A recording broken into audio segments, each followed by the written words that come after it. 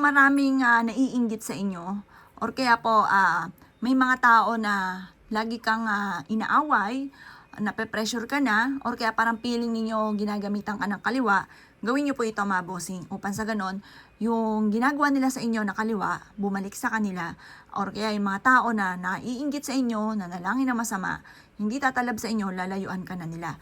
Gawin nyo to Tuesday or Friday mga bossing. At very powerful po ito mga boss. Basta naniniwala ka sa ganitong mga pamamaraan. Kailangan po natin na ang bilang ng toothpick ay 4. 4 ang ating gagamitin. Yan, 4 or 2 or 6. Yan ang mga bilang na ating gagamitin para sa mga toxic sa buhay po natin.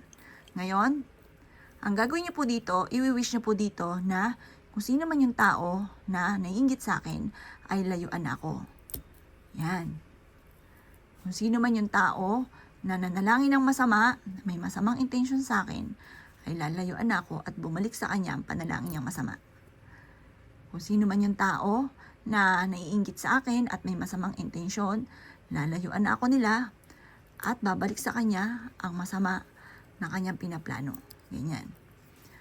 Tapos, bahala na kayo kung ano man po yung hinanaing po ninyo, lalo na sa inyong pong kapwa na hindi maganda ang intention sa inyo.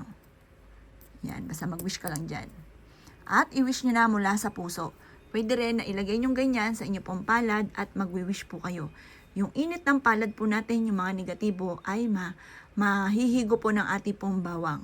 Ngayon pa mga bossing, tinatapon ko na lahat ng mga kamalasan ko at ang mga tao na toxic sa buhay ko ay lalayuan ako. Pagkatapos, pag napadaan ka sa mga running water, kagaya ng ilog, dagat, yung pwede nyo tapunan nito, lawa, pwede nyo tapunan nito, sabi nyo, itinatapon ko na ang mga toxic sa buhay ko.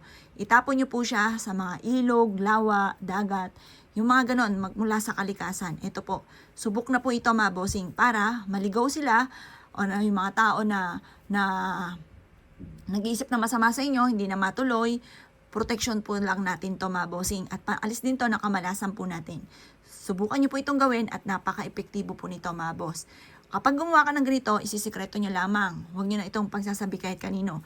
Kasi once na may nakakalam, yan po mga bossing ko ay nauudlot ang swerte. Gawin nyo po siya mga bossing ko at makakatulong po ito upang sa ganon, kayo po mga bossing ko ay lumevel up ang swerte.